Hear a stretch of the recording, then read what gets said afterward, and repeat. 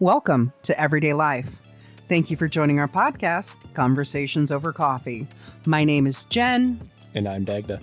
And we're going to hit you with the explicit content warning right off the bat. This podcast does include adult situations and adult language from time to time. I'm an angel. I never fucking cuss. Okay. Anyways, you ready to go? Oh, yeah. All right, let's go.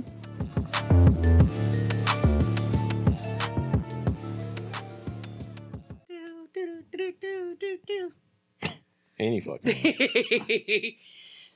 Well, good morning to you too. How are you doing today? I'm doing all right. How you doing? I'm doing good. I think I'm more awake than you. And I'm not even working on a sugar high, so it's kind of scary. Me either. Yeah, I know you're doing so good with that, though.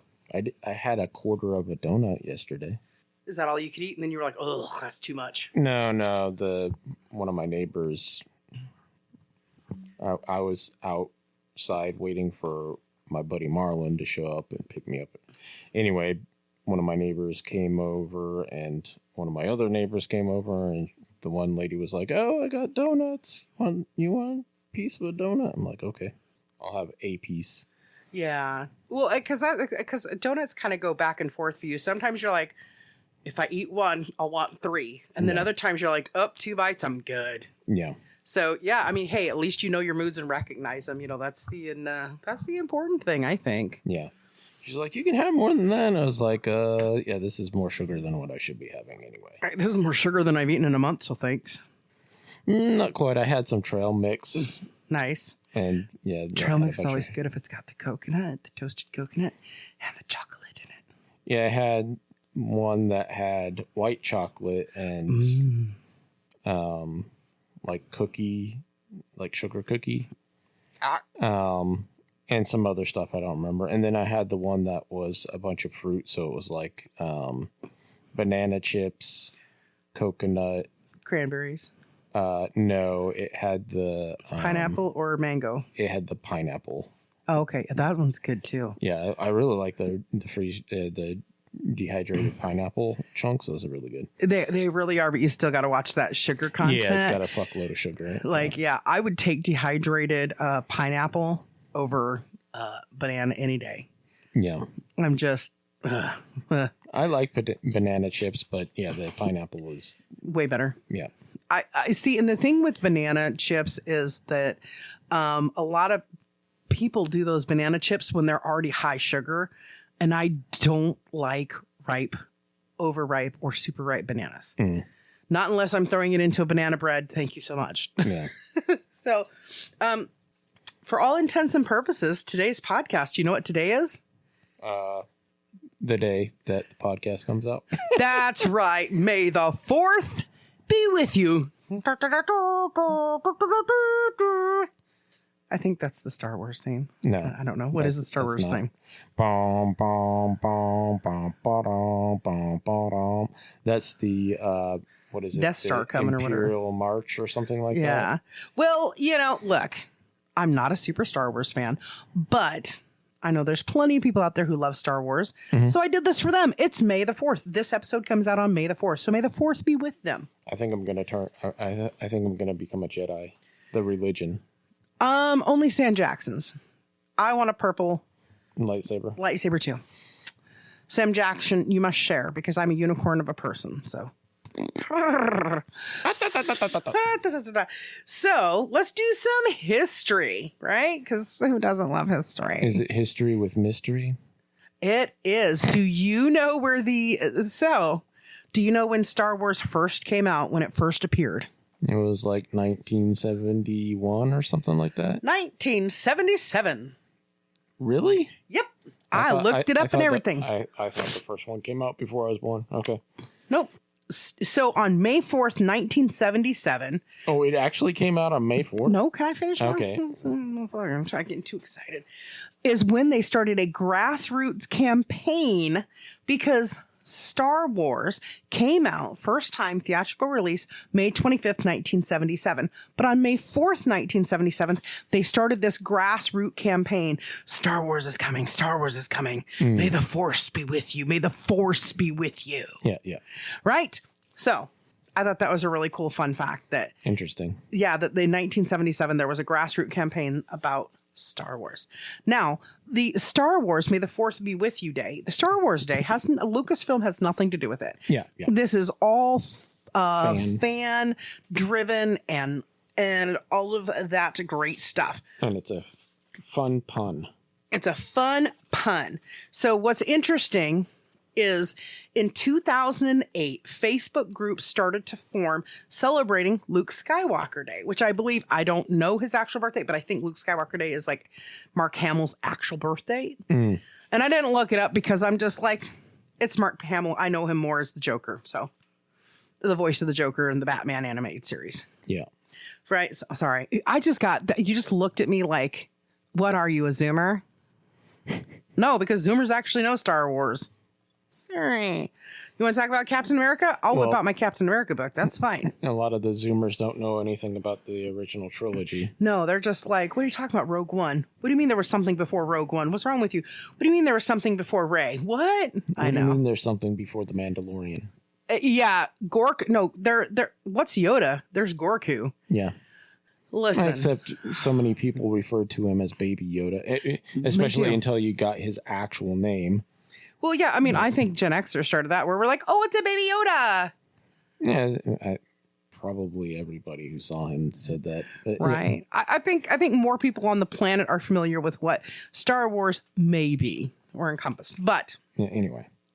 2008, Facebook groups start forming to celebrate Luke Skywalker Day with the same catchphrase, may the Force be with you. Yeah. Okay. So the very first organized celebration of the Star Wars themselves took place in Toronto, Ontario, Canada at the Toronto Underground Cinema on May 4th, 2011. But before there was May 4th, 2011, where these groups got together and said, may the 4th be with you, besides the grassroots campaign that said, may the Force be with you. I want to be really clear about that. Yeah, because that was a common saying in the movies. Yeah. Do you know where the actual phrase, may the 4th be with you? Do you know where it comes from? Some nerd who likes Star Wars and realizing it's a pun. In 1979, Margaret Thatcher was elected as the Prime Minister to the entire United Kingdom. I should hope it's the entire United Kingdom. You little fucking... not today, Jesus, not today. Her entire political party, to express their gratitude and support to her, purchased a half of a page ad that simply said, Dear Maggie, may the 4th be with you, your party workers. And because they did the original pun on may the Force be with you, people remember it because it was very historic for people. Hey, look, you might not have remembered it, but I know how to fucking read history, bitch. I mean, I'm not British for one thing. Every time you say her name, I keep a Pink Floyd song starts playing in my head. But yeah. No Pink Floyd. Oh, Maggie, what have we done? And not only do you do it with that weirdness sometimes, but you give your scrunched up face the old man look. What the hell is that? Oh, well, I mean, I guess Pink Floyd is old man music, isn't it? I don't know, because haven't they been around for like 70 years or something like that? I mean, they are boomers. In their 80s, right? Actually, yeah, they're boomers. Yeah, they're old. I mean, I know the Wall. I know that one. Yeah, actually, is that from? It's from Pink Floyd. Yeah, no, that's not what I'm saying. I'm trying to remember if that particular song was. I think that song was on the final cut, not the Wall. Yeah. So Margaret Thatcher, her party, they did it because I'm guessing it's because she liked the Star Wars. I don't know. Maybe. But enough of them. But they did a play on it because in UK Parliament, May 4th is election day. Okay. So which is very coincidental. But everybody kind of picked up on it. So that saying for them had nothing to do with Star Wars. No, they used the play on words to be like, basically say May 4th, you got it. Yeah. May 4th, we're all backing you up, but it's really great. But they did do it. They were inspired by May the Force be with you. Because they were like, oh, this is funny. Yeah. So Margaret Thatcher's political party workers said it first. Just FYI, all you nerds out there. Okay. So the phrase has been used a lot for a lot of different things prior to there ever being even an organized Star Wars Day. And one of the ways it was used was there used to be a children's animated horror TV show called Count Duckula. Okay. And in 1988, it put out in the UK. Okay. Sorry. Once again, something my bad. Completely unrelated. I've actually seen Count Duckula because, obviously, I'm a nerd. But they played reruns on, I don't remember if it was ABC or CBS, but they played Saturday morning reruns after it was off the air. You ever seen Asterix and Obelix? For some reason, I want to say yes. It's about Celts, but yeah. Yeah. Well, I thought it was neat because in Count Duckula, in a 1988 episode, the vampire strikes back. As he's leaving, he looks at everybody and goes, "May the 4th be with you." So I thought that was great. It was crazy enough. It was also "May the Force be with you," or "May the 4th be with you," was also used in a United Kingdom's Parliament defense debate that happened on May 4th, 1994. Okay. Yeah, crazy, right? Astrophysicist and author Jean Cavellos wrote a book, and it was the 1999 book, The Science of Star Wars. On page 94, she references it as well. Okay. So it just goes on and on and on. People have, first of all, I'm not obsessed with space. I don't have any desire to fly to another planet and meet somebody more intelligent than me, because I deal with that enough in my real life. As I glaringly stare over at you. I am used to a lot of people being smarter than me. And that's fine. That's okay. I'm not stupid by any stretch of the imagination, but I'm also not.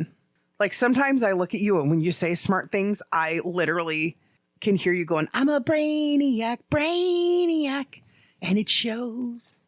And I want to smack you a few times and be like, "Stop being so smart." Jeez. Anyways, so on Star Wars Day in 2015, the astronauts at the International Space Station celebrated Star Wars Day by watching Star Wars. Nice. Yeah. And here's a kind of a crazy thing. They should have done it by watching fucking John Carter, Warlord of Mars. They should have just done it by watching John Carter. Wait, are you talking about the same one that Disney put out, or are you talking about the original? Yes. You're talking about the original and the one Disney put out. At least 3 John Carter movies. I've only known about 2 of them. One from way back when, and then the new one with Taylor Kish. He makes my face smile. Any fucking way. Creepy smile at that. Wow. Okay, so in Don't be a creepy old lady. I'm not. I'll be a creepy young lady. I'm cool with being a creepy young lady. Anyway. So in 2022, they announced that Carrie Fisher was going to get her star on the Walk of Fame. And of course, we know Carrie Fisher played Princess Leia. Yeah. R.I.P. R.I.P. Here's the crazy thing. So Carrie Fisher died in 2016. So almost 9 years after her death.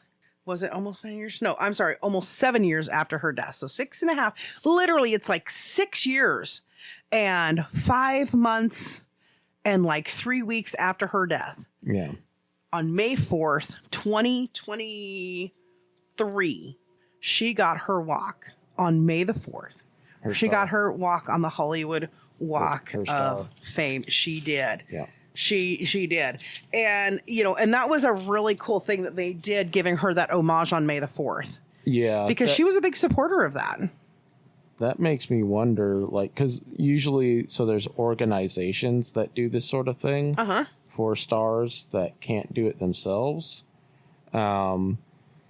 And so that makes me wonder if they have her handprint, because most of them, when they're still alive, they'll put their handprints and like footprints, although they're wearing shoes or whatever. So here's the crazy thing. I think they would easily have her handprints because... You should start putting death masks on there too. Thud. Although that could lead to some weird shit happening. Right. Because, like, well, for one thing... Death masks are creepy. People stepping on their faces and shit. So probably not a good idea. Fuck you, Joanna Woods. Somebody break their noses on purpose. And considering what all goes down in that area of fucking Chinatown, California currently, probably be people pissing and shitting on them too. I'm saying, like, yeah, you know what? California is going to California. Knows go how away. To party. Nope, I was gonna be like, go away. Which, I mean, there's people who live in California that I like, so there's that. But so the thing about it is I'm pretty sure they would have had her handprints because she had a daughter named Billie Lourd, whose name is Billie Lourdes. And I imagine most parents do like mommy and me hand pictures. I'm sure my mom probably has. Hi, mommy. Hi, mommy. Hi, mommy. Mom probably has hand pictures somewhere of us kids, but I'm sure it was a huge trend in the 80s and 90s that the adults did the handprints. Like you get ink on your hands, paint on your hands, you do that, and then the kids do it inside. Yeah. So I imagine, and if not, I mean, let's be quite fucking honest here. We live in the day and age where they could take a set of her gloves and fill it and do it that way. They could take a set of gloves because they would have been form fitted to her hands, and they could fill it with plaster of Paris, and they could use that to kind of do the impressions of her hands. Or her daughter could have done it. I didn't read that far into it because although I mean, Carrie Fisher was fucking nuts when she was alive. And it's creepy to me that she died and then like 5 days later, her mom died like 2 or 5 days later. I mean, I feel so bad for her kid. I feel so bad for her daughter. Billie Lourd just lose her mom, then she loses her grandma, the other person she's closest to in her life. Yeah. Yeah, that would be rough. And it was like, and I thought it was horrible. All these haters out there, they killed off Han Solo in, what one was the one Adam Driver was in? Star Wars, The Death Race or something. I don't know. Episode 7, 8, 9. Yeah, whichever one it was that had Adam Driver as their kid in it. Yeah. And I remember, like, within a month of Carrie Fisher's death, somebody being like, "Oops, Star Wars, George Lucas got it wrong," and I was like, "You guys are fucking brutal." Yeah, they had that meme where it was like, it was a picture of Princess Leia laughing, and fucking George Lucas killed off Han Solo. Yeah. and then she actually died. And I feel bad for her kid, though. Yeah. That's the thing, is I feel bad for her kid because I'm like, that's funny, but like that was way too soon, bro. Like, give it a decade or something before we start doing that. Like us talking about like previously about like Chuck Norris's the hyperbolic memes. I wouldn't have said anything if I hadn't read a little bit of an article that said he loved them. Yeah. And he encouraged people to do them. He wanted people to have a good time at it because as long as it was about being positive and speaking positively, that's what he wanted. Yeah. And he was very humbled by the fact that people thought so greatly of him when he was just somebody who worked very hard to be disciplined his whole life. Yeah. So anyways, so Star Wars, I love me some Chewbacca. What a Wookiee. I don't know how to do it. How do you do it?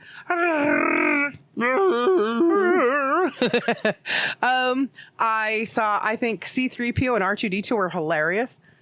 Oh my master, blah blah Did blah. you ever watch I can't remember the name of the cartoon, but there was a C-3PO and R2-D2 cartoon. I don't know. Like early 90s, I want to say. It was one of those things, so there were at least 2 separate things that were technically set in the Star Wars universe, but weren't George Lucas productions. Well, I know there was like the Jawas or the Ewoks or something. It was the Ewoks. So there was the Ewoks Adventure and Battle for Endor.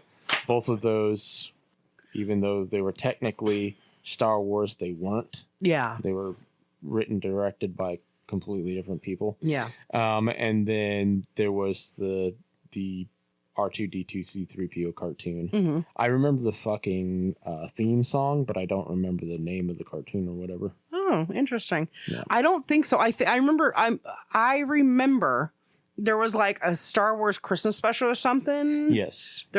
I know that there was something with the Ewoks and they were going, oh, Star Cruiser, crash, crash. I very specifically remember seeing all the Ewoks, and I remember, and I'm pretty sure, well, maybe it might have been one of my grandparents, but I remember looking at some adult figure in my family and going, I must has one. I needed that.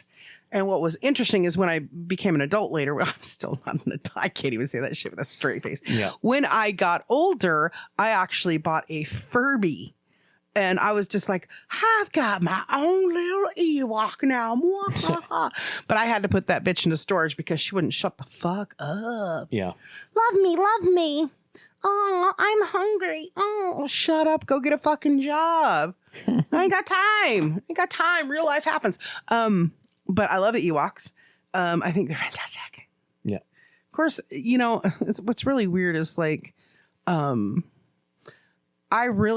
lot of people did not like Attack of the Clones. And I liked it. Fine. Just fine. I've seen all the Star Wars. I don't know. Star Wars, The Empire Strike Back, and Return of the Jedi, and then Attack of the Clones, and the one with Darth Maul, and then one of the other ones, and then the one with Adam Driver. So I've seen 7 of the 9 or whatever. Okay. And I'm not going to sit there and watch them on repeat. They're not Captain America. They're not Thor. They're not Hulk. They're not good movies. I was not going to say that. I mean, I've seen worse movies. The best part of all those movies was Yoda. Let's not lie. And Sam Jackson. I mean, yeah, Yoda was awesome in the prequel and in the prequel series and the fucking... Until, spoiler alert, Yoda dies. And it's like, no, not Yoda. Take R2-D2. The actor who played R2-D2, this little munchkin suit's going, hey, bitch. Yeah. I think the reason why the droids never die in that series is because they're droids, so it isn't machines. That impactful to the story. Yeah. If the robots die, because you can reboot them, you can fix them and fucking bring them back. Yeah, because wasn't R2-D2 shot at one point, and he was just like, Arr! Yeah. And 3C3PO is less disassembled. R2. Yeah. So, I don't know. I can be very, very honest with why I don't like Star Wars that well. Okay. I respect Star Wars players or likers or lovers or you guys have fun. This is great.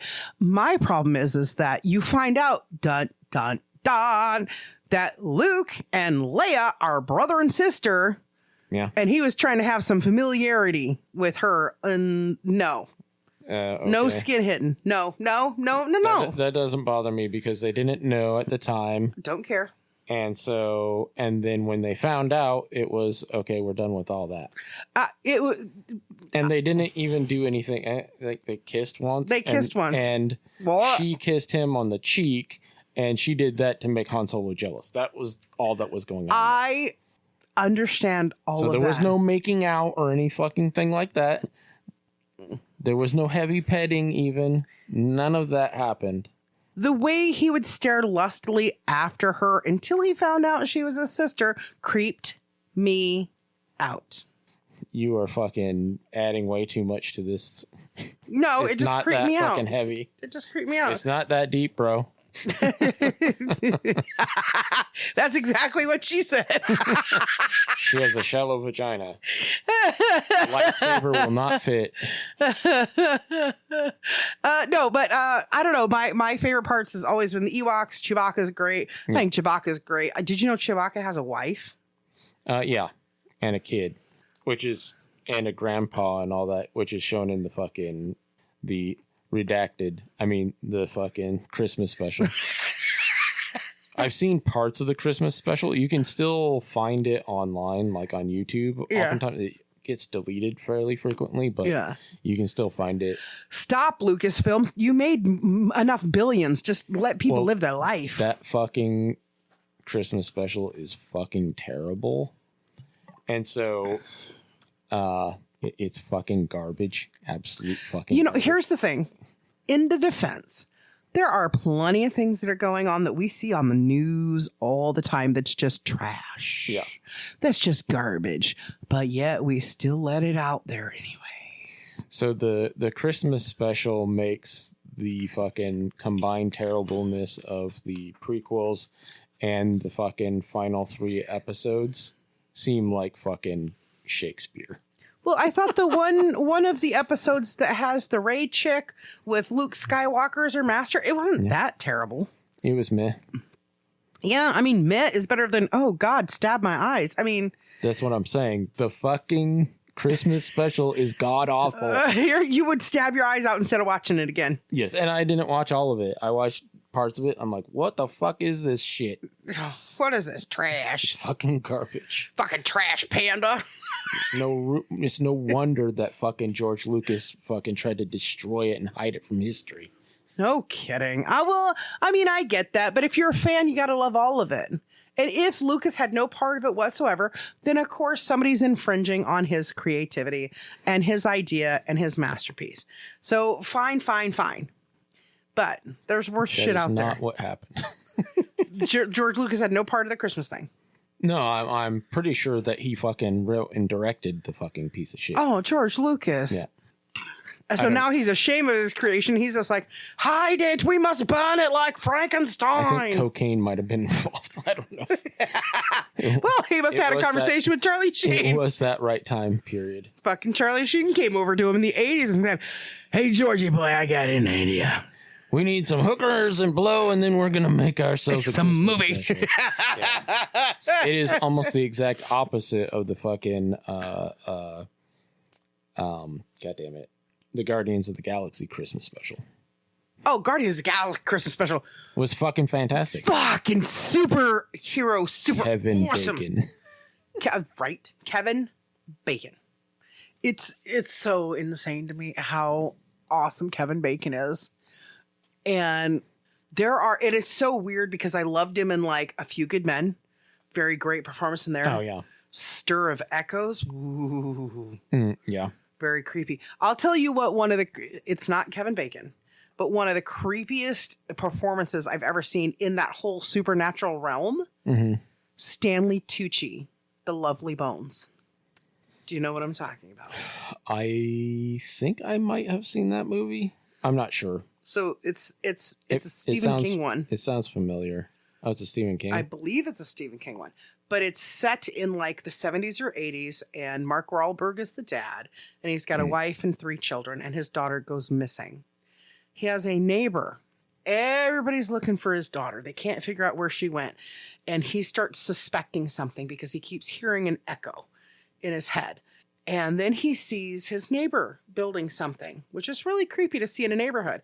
His neighbor is building an animal blind in the backyard in a neighborhood, which is really creepy. So anyways, Stanley Tucci, one of the absolute creepiest, creepy child, yucky, redacted performers, I mean, it was, I shaved my body hair. So if I had body hair, you could feel that I have goosebumps because it was creepy.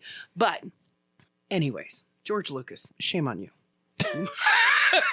Anyway. Listening to Charlie Sheen when he's doing hookers and blow. What are you thinking? Yeah, we'll throw a couple of Jawas in there just for something different. Yeah.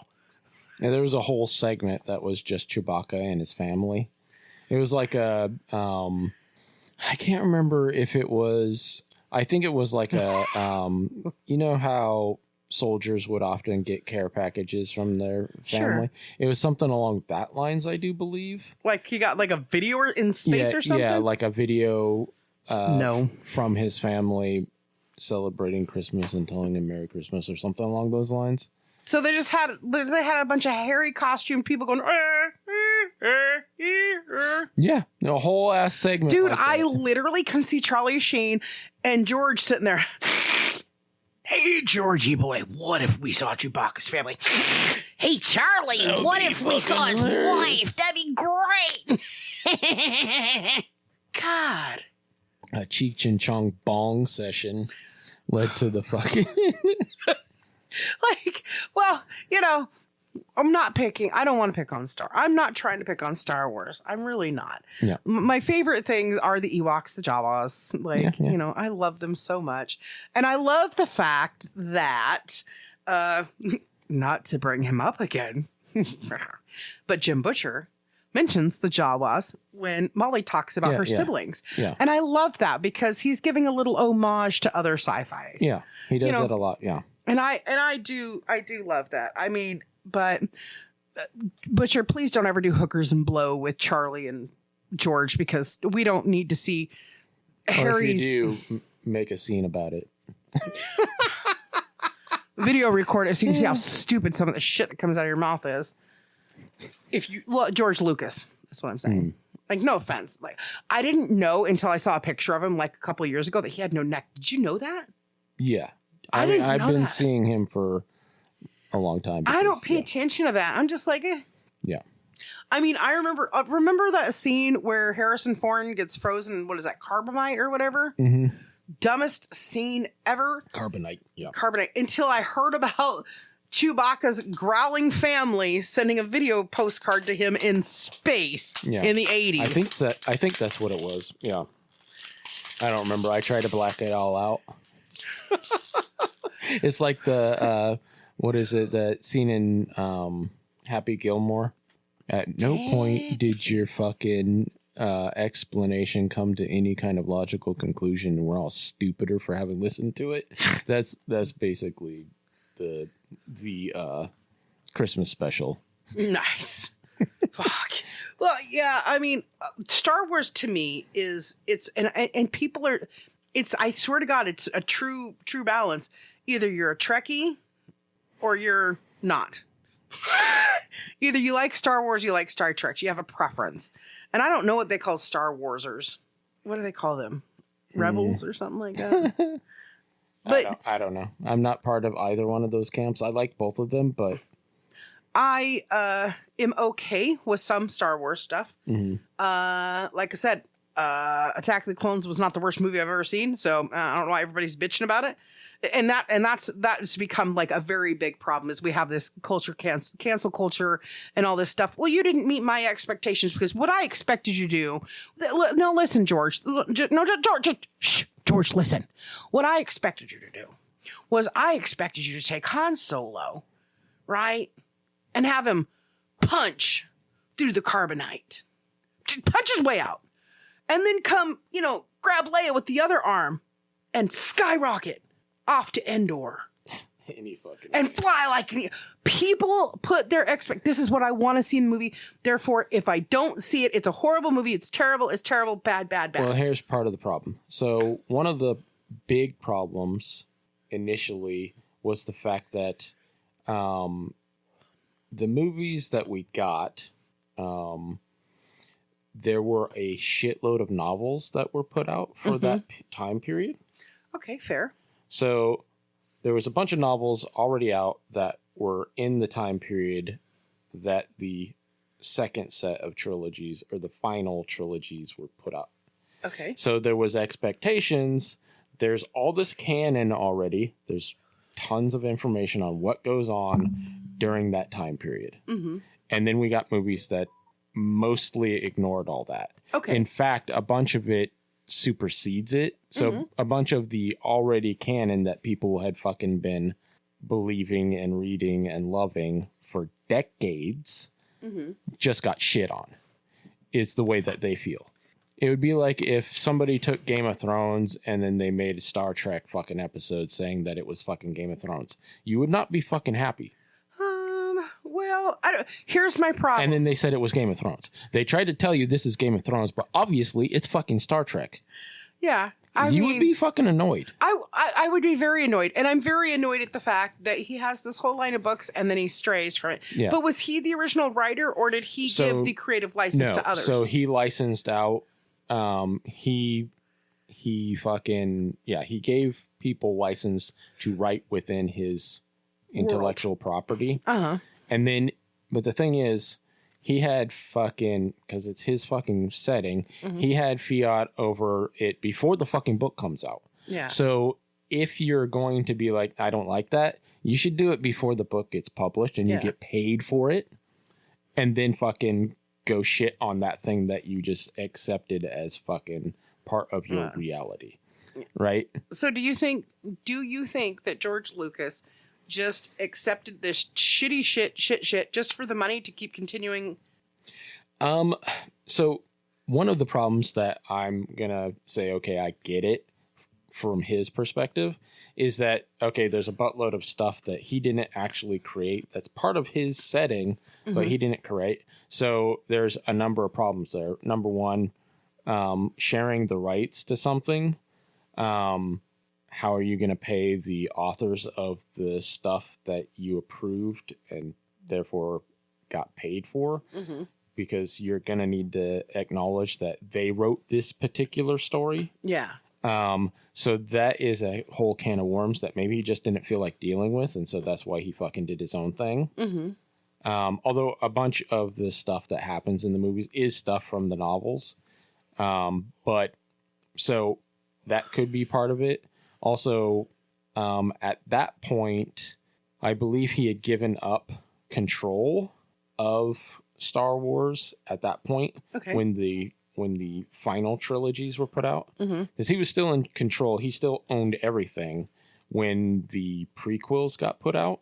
But when the final trilogy got put out, I believe he had sold it to Disney at that point. Yeah. And so I think that happened away.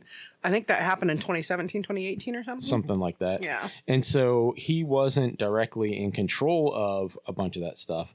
But somebody that he had a long working relationship with was effectively like the showrunner for Star Wars. It was one of his people that had been his assistant and like producer type person for decades. That ended up getting handed over the reins of making stuff. Okay. And so she was fantastic at the job of doing like production type stuff, but not necessarily creative type stuff. So I think part of it was she wanted it to be her show now. Yeah. And not necessarily Lucasfilms, yeah. Making fucking, well, it's still Lucasfilms, but it wasn't necessarily his vision of him. how it was being done. It wasn't his vision. It wasn't his fucking project that he was leading. Yeah. So a lot of it is that. So there's a lot of complicated shit going on in the background that caused the shit show that is the fucking final trilogy. Especially in true fans' fucking opinions, not the people who came into it by watching those three movies for the first time. Yeah. And I can kind of get, because of the generation that was watching those movies for the very first time in theater, having not seen the other ones, a lot of it was set up to speak to them. But at the same time, a bunch of it was also just a repeat of the original trilogy. So there's a lot of fucking nonsense going on throughout all that. One of the reasons why I quit caring about the Star Wars is because you've got 1, 2, 3, 4, 5, 6, 7, 8, 9. Oh, wait, we're sorry. That's not how it goes.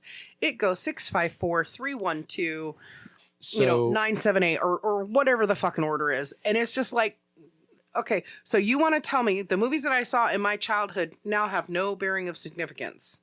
They Fuck do. off. They do. So part of it is that I believe when he first made the first three movies, so how the introduction of the movie and there's the scroll of the on our galaxy a long time ago. Yeah. And it tells you episode 4 or whatever. That wasn't added until later. Yeah. So apparently I don't know if he didn't originally intend for it to be a triple trilogy. So 3 trilogies. Right. But he apparently hadn't had the idea of making the prequels until he had made like the second or third movie.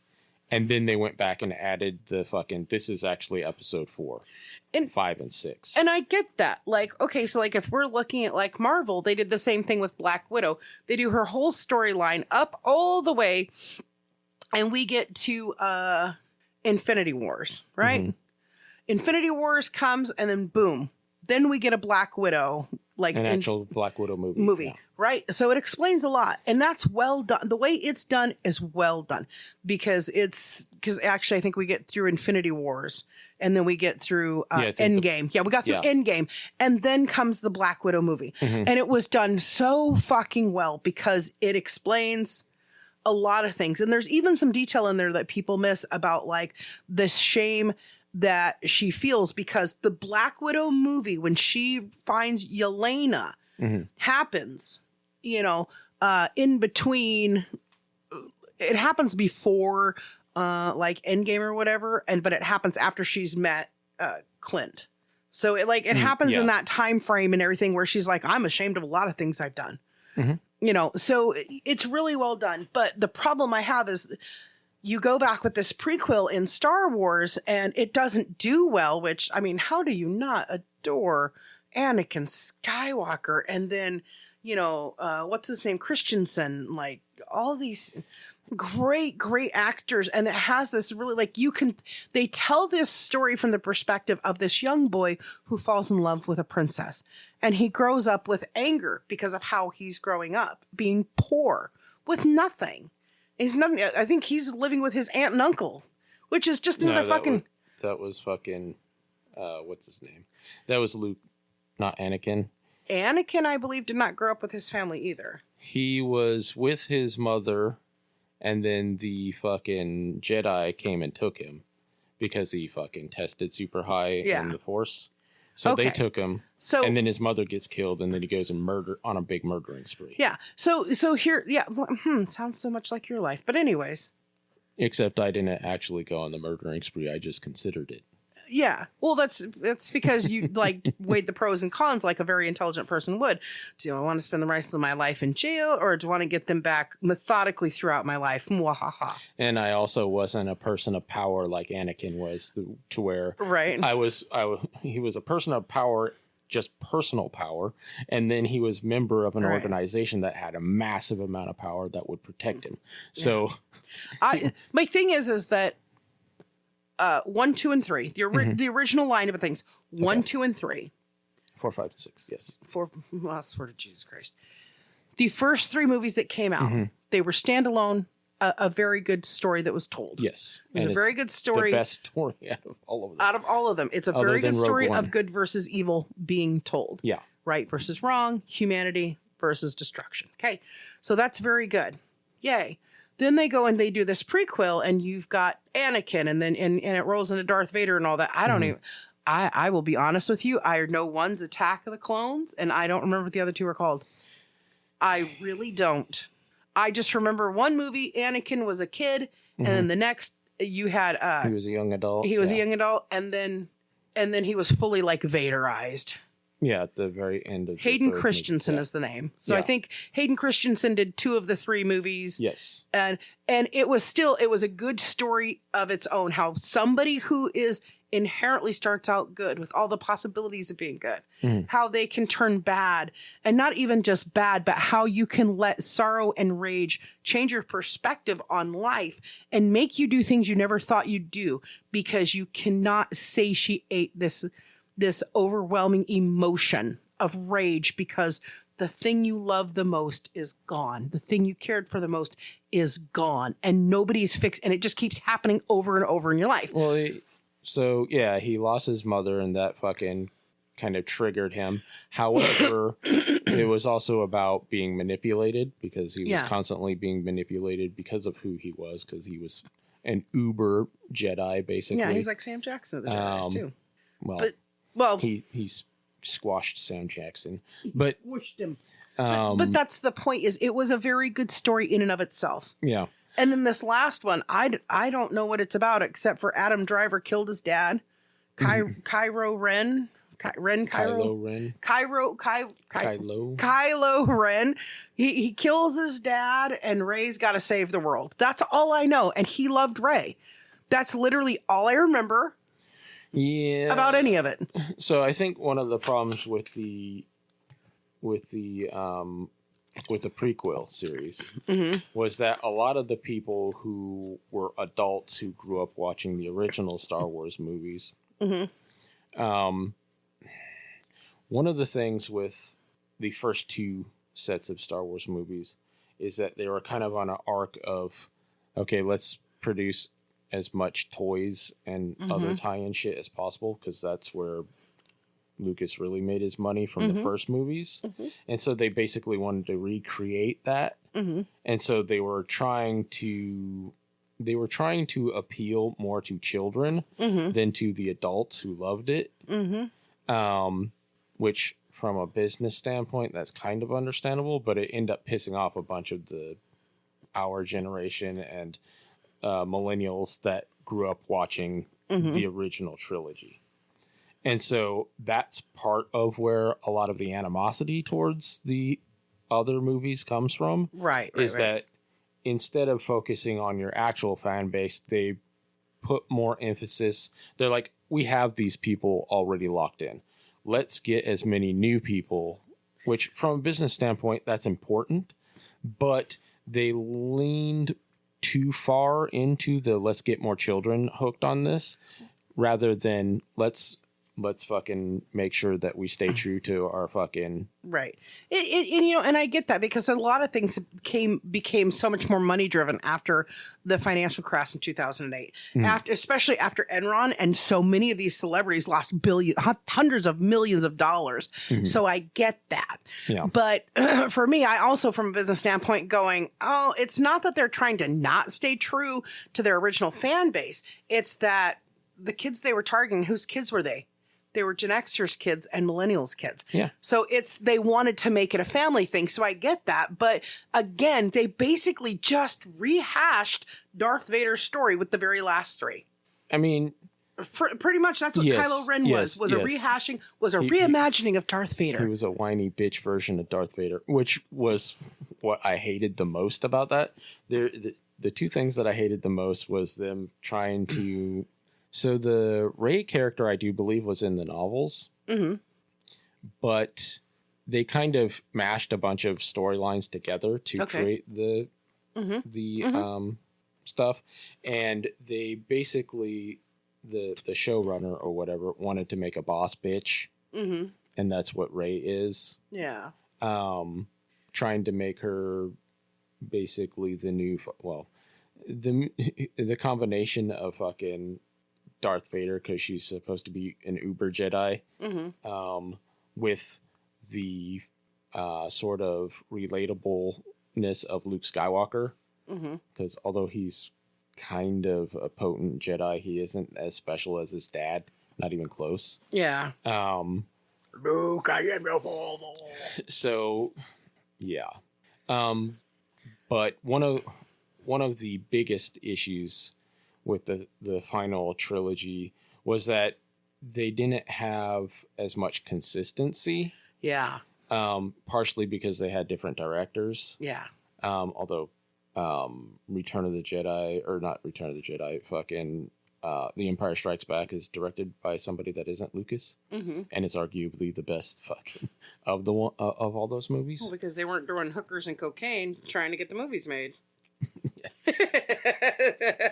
I'm kidding. I have no idea if George Lucas ever did hookers and cocaine. I don't know. I actually kind of. Well, I don't assume either way. I would not be surprised if he did, but I also would not be surprised if he didn't. Exactly. Anything is possible. Yeah, possible. Like in sometimes they were doing the rule of cool, and they were trying to fucking do specific things for whatever their reasons were. Like the fucking whole scene, I don't remember which movie it was in, but there was a bombing run scene. Okay. Where basically they were using World War II tactics. A lot of the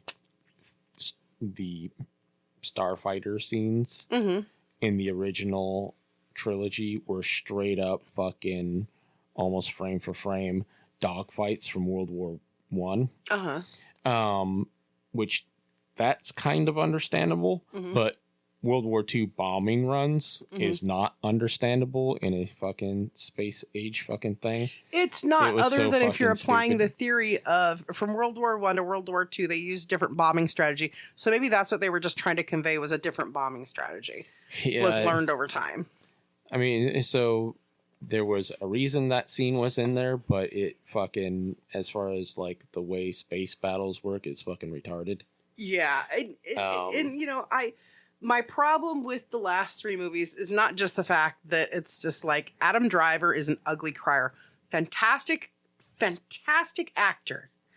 I love his commitment to his family, his country. He's a former Marine. Thank you for your service. Yes. But he is an ugly fucking crier. And I just want to slap him and tell him to have a little bit of shame and don't sit there with his snot hanging out and his mouth hanging open. Cover your face like a man with some shame does. Although, having said that, I really think men should feel free to cry. But Adam Driver is one of those actors where when he excels greatly at what he does. So if he's going to come across that he's in love with the fair maiden, it's just like nobody's ever loved anybody like that. And if he's going to come across as a podunk deputy that gets pissed off because the zombie won't fucking die and he's going to bash your head in with his shotgun, he's gonna come across as the best podunk sheriff. You know what I mean? I like that zombie movie he was in. I thought it was funny. It did take me a while to watch all of it because it's kind of a slow fucking movie. For a zombie movie. And because it's a slow movie, and because I haven't been sleeping a ton because so much is going on, you know. But anyways, Adam Driver, ugly fucking crier, and I had a problem with that. And about the third time I saw him cry in that movie, I was just like, even I wouldn't cry over this situation. You know, so he's an ugly crier. They're basically just rehashing the story of Princess Padma. And isn't that what her name was? Yeah, Padma and Darth Vader. Yeah. You know, they're just retelling that story because, you know, Rey and Kylo, they love each other, man. They just can't be together, and it's just not fair. And I don't know. And out of all of that, you could tell, for me, I felt like I could tell that Mark Hamill was over it. Was fucking, when he's training Rey, because I thought the movies were supposed to be, I thought the last set was supposed to be about basically what they all did with their life. What had happened to Hans and Leia was supposed to be one. Yeah. What had happened to Luke was supposed to be another. And then what had happened to the entire Empire was supposed to be the last. That was my impression of what it was supposed to be. And instead, it's just, you never loved me, Dad. I'm going to kill you. Die. Solo. Yeah, it was a bunch of... Darth Vader was such a good bad guy in the first trilogy. And he had a really good redemption arc. That what they did with Kylo Ren was almost a travesty. Yeah. It is, because that was his grandfather. Yeah. And instead of learning from I get it. He didn't know who his parentage were for a while, or who his dad was, or blah, or whatever. I don't know. Well, more importantly, fucking Luke tried to kill him when he was a kid. And so it kind of is understandable that he turned out that way, and he kind of,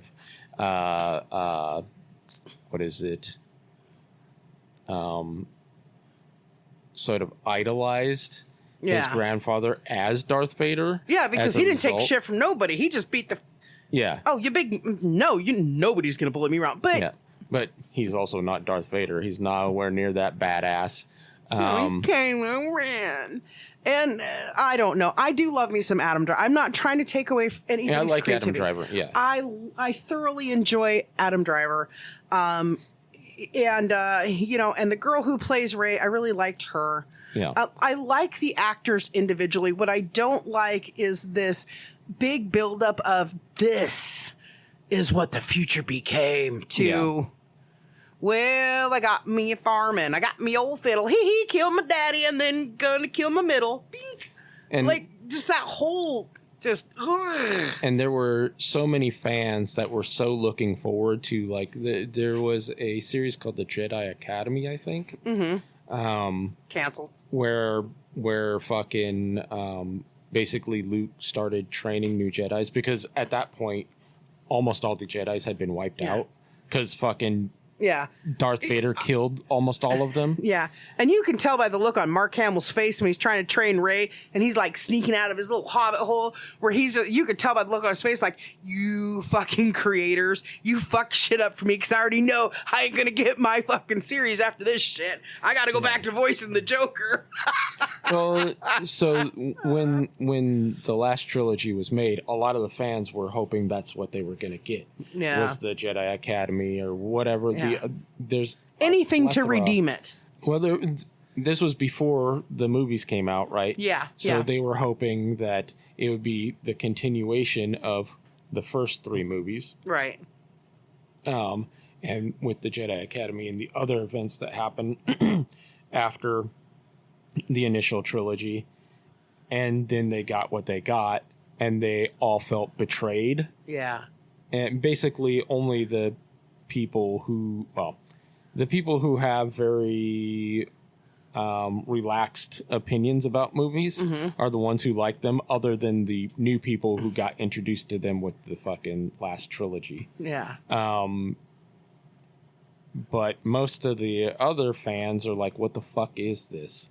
Why did you give us this? Why did you shit on all this other stuff that has been canon for decades to create this abomination? So, and then you got fans like me where I'm like, I'm entertained, right? And then I'm trying to watch it and trying to understand all this slow crap, and I fell asleep. And I was at the movie with a friend. We'll just leave it at that. I was at the movie with a friend. We didn't sit next to each other. Okay. We sat 2 rows apart, and they were 2 rows ahead of me. They came back and switched seats with the guy who was sitting next to me. They're like, elbowed me. I'm like, what is your fucking problem? You're snoring. You're asleep. And it was funny because the person who was in front of me goes, that actually, you snoring was actually more entertaining than what they were jabbering about. Yeah. I'm like, I'm sorry. I'm so sorry. I just came back from Eastern Washington. I just got home at fucking 3:45 in the morning, and we're at the fucking 8:30 showing. Come on. I mean, that's, I hadn't even been to bed at that point. But anyways, I do remember saying being forced to be awake was through the movie annoyed me even more. And I remember commenting to the person I was with, I wish they would have just made more Ewok movies. I would have happily paid to see more Ewoks and Star Cruisers crashing. I would have been anything. I was like, this is just garbage. One of the funny things is that at the time, a bunch of people were pissed off because it wasn't supposed to be Ewoks. It was supposed to be fucking, what are they called? Wookiees? Mm-hmm. Because the Wookiees are from the same star system as the Ewoks. Yeah. And in fact, the Ewoks live on the moon, I believe, of the planet that the Wookiees are from. And so it was supposed to be a movie about the Wookiees, and then they changed it to be Ewoks instead. Yeah. I mean, the reality is so for me, Star Wars has a lot of cool, good things, and has a lot of God, let me take a nap things. It's just the way it is. I think they bastardized the franchise in a lot of areas. But for me personally, as a Gen Xer, seeing the first original 3 movies that came out, whether they're 1, 2, 3, or 6, 7, 9, they're 4, 5, 6, or whatever.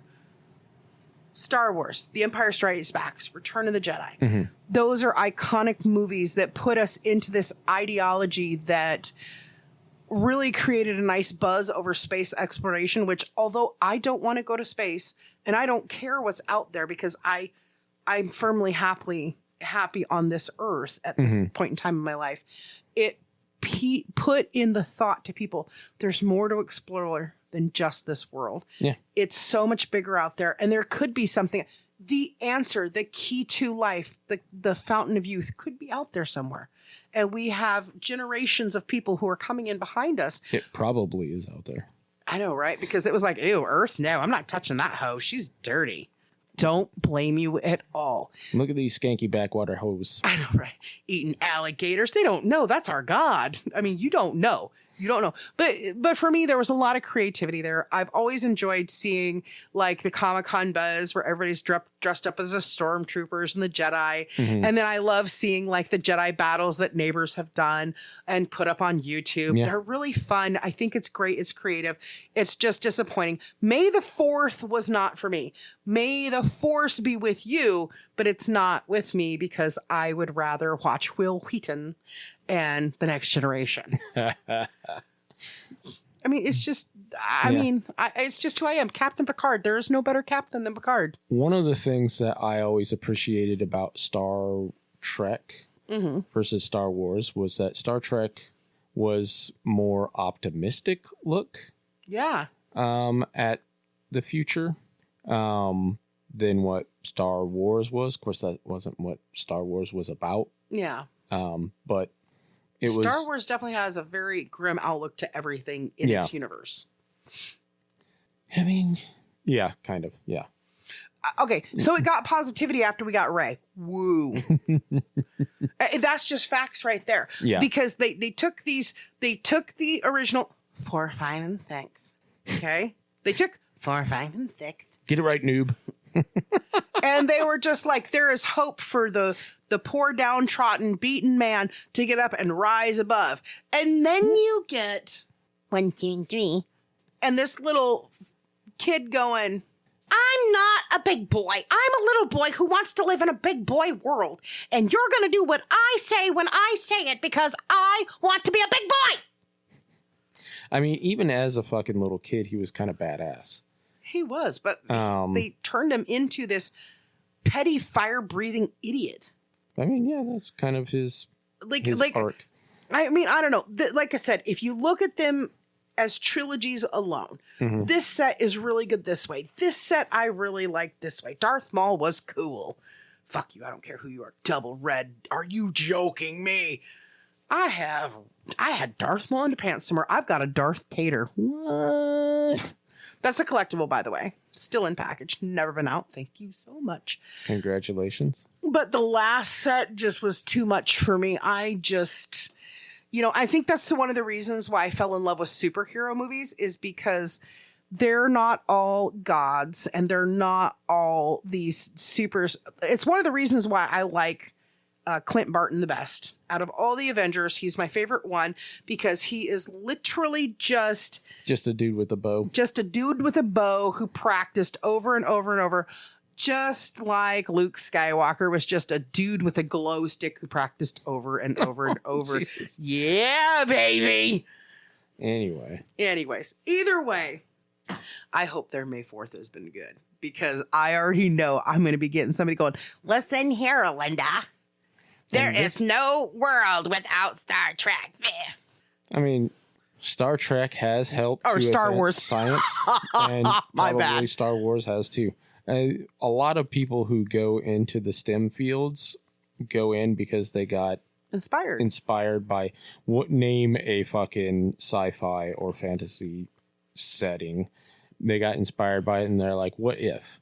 And then went and fucking pursued. And that's why I love I'm telling you, that's why Interstellar is for the last like 5 years has been my favorite space movie. Interstellar and The Martian.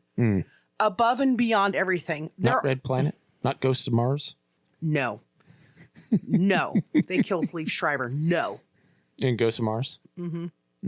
Bad. And definitely not Prometheus. No. Fuck that. I do not believe that whatever created this, if it was a creationist situation, I don't think it's eventual one going, bitch, I told you to be a 6'9" Latino with big ha-has, and look at you, a 5'2" white girl. I don't think we have vengefulness like that, okay? And one of the kind of crazy things with a lot of these different sci-fi or fantasy settings is the theories that people come up with as to why such and such is happening. Yeah. And sometimes they're legit because, the author or whatever talks about talks about stuff like in the behind the scenes or something like that, or in interviews they'll say, yeah, so this was my idea, such and such happened, and it's not actually in the movie or in the books or whatever. It was just it was just a thought back there. Yeah, because a lot of times people who create these sort of things, they'll have additional background information that they're keeping in their head. Maybe they write it down, but it's not actually part of the end product. Yeah. And so sometimes people will find this information and then come out with a theory, or they'll just explicitly state this is what the author said. And I think that that's a really interesting part about the creative side of life, because like for me, I love it when I can kind of go, oh, wait a minute. Like if you watch Prometheus and Romulus and the whole line there, right? Because I think it's all part of Alien anyways, or whatever. Prometheus is part of the Alien. You know, so if you watch it and your brain goes, literally the Prometheus itself and then the one right after it, and damn it, I wish I could remember. I don't know. I'm not seeing Prometheus was the last one of those that I saw. So, well, Prometheus, you've got, you know, Charlize Theron in there, and you've got Naomi Rune in there, or Room, or what. Anyways, so the next one after that, David has lived on this planet, and you come to find out David's been playing the what if game. And the what if game is really cool for the advancement for us, for science, for man, because how can we get better and learn how to fix some of these genetic errors that happen? These kids being born with spina bifida, they don't deserve that. Yeah. They did nothing wrong. They just laid back and relaxed and shit happened. So playing the what if games, what advances us? It's what's given us a way to control HIV and AIDS on a much bigger level. Yeah. It's what has made cancer go from a 93% mortality rate within the first year to a 7% mortality rate within the first year, depending on the type. And that's why we have all these different stages that we're able to fight and battle. Yeah. So what if is a great game to play in science. And I think it's a great game to play in movies. And if movies and TVs can inspire you to think outside of a box and think at a better level, that's great. But the reverse is always true. When you have this, where this what if game plays, you have people who are going, I don't like change. This is no. Yeah. What if we don't change? And then they try to stop all the progress. So, I mean, Luddites have been around for a very long time. Yeah. I mean, so Star Trek, Star Wars, it's all really cool because we do need to be exploring out there and seeing what's out there. Yes. As a species, we have to do it or we will be extincted. We will 100% be extinct in 1,000 years if we don't figure something out. And we might be extinct in 1,000 years regardless of whether we figure something out. We might not be here in the corporeal form in 1,000 years, but we're going to be sitting out there with our fucking lattes in space going, we told you dummies to go look. I plan on getting uploaded. I kind of go back and forth in my head about that because I don't want it to be a situation where I'm like, yeah, I'm totally going to get uploaded and somebody gets annoyed with me and they're like, I'm going to upload you now. I'll see you in 50 years. I'm like, bless you. So I do. Comes out loose. So there are things I love about Star Wars. Mm-hmm. There's definitely things I love about Star Trek. Yeah. But I think you just nailed it right on the head. Star Trek had much of a more optimistic look. Mm-hmm. Even when they were faced with the Borg, they had a much more optimistic look. I mean, it took Luke 3 fucking movies to go, maybe I can defeat Darth Vader. Maybe I can hold maybe I can do okay. And then he ends up not doing it anyway. Dummy. I mean, it was Darth Vader. He was not up to that task. He defeated him with love. That's the way he defeated Darth Vader. Luke, I am your father. Yes. I mean, I don't know. I think of all the Darth Vader moments, the moments where Hayden Christian loses his leg and loses his arm and he's burning half to death in the lava or whatever. And he's like, I think that's like one of the best ever. Because it's really creepy when they take Darth Vader's helmet off and you see the actor underneath. Yeah. And you look at him and you go, you're not James Earl Jones. R.I.P., dude. You're not. Yeah. I mean, that actor who actually wore the suit. Yeah.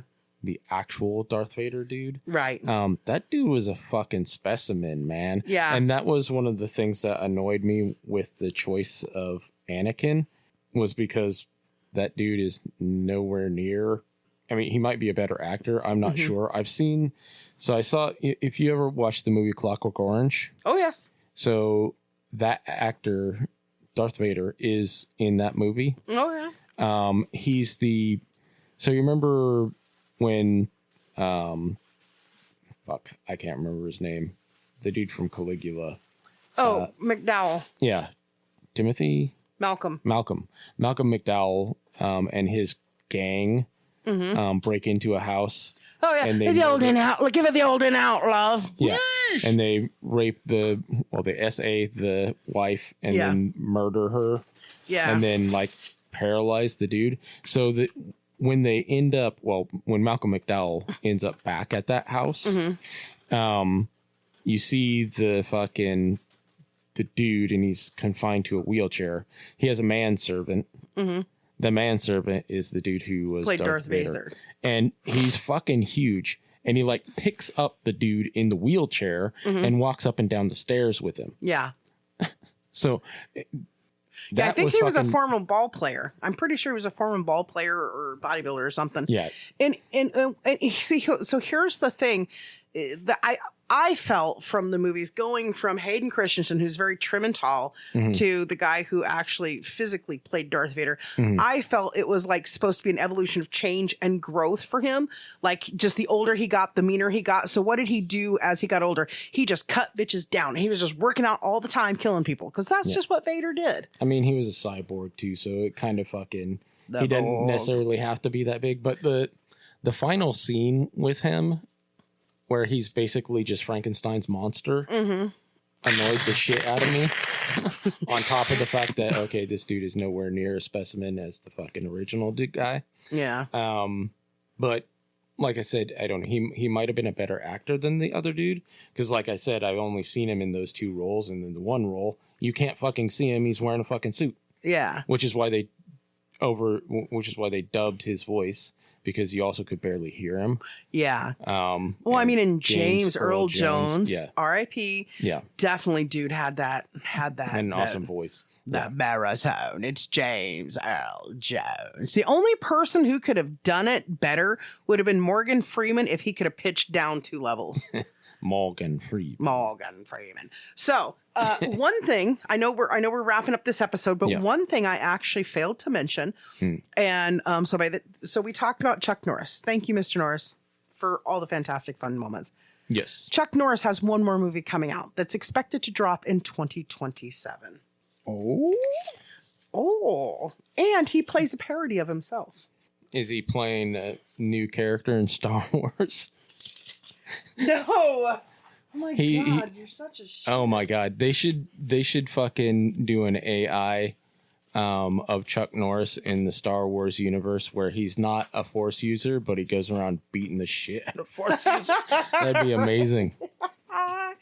Lucas, that's my idea.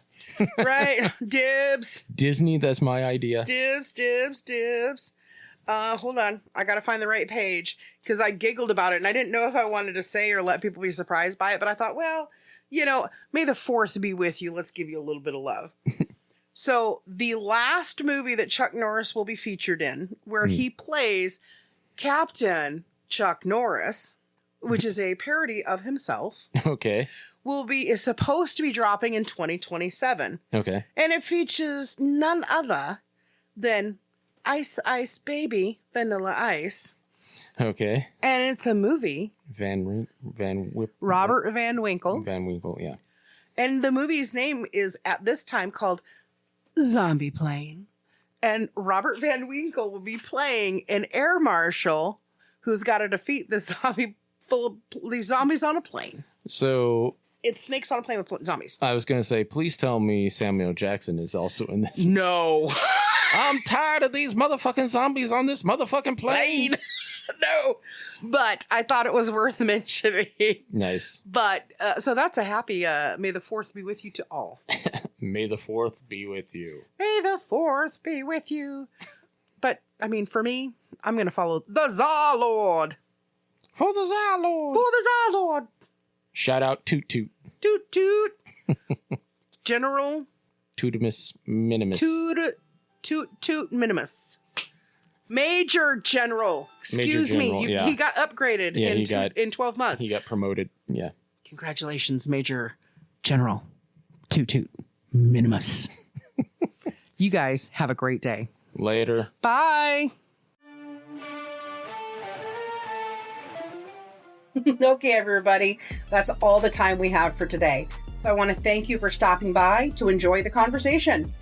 We're glad you're here, and please share and share again and share some more. And if you haven't already, subscribe. We'll be having another chat and another cup soon.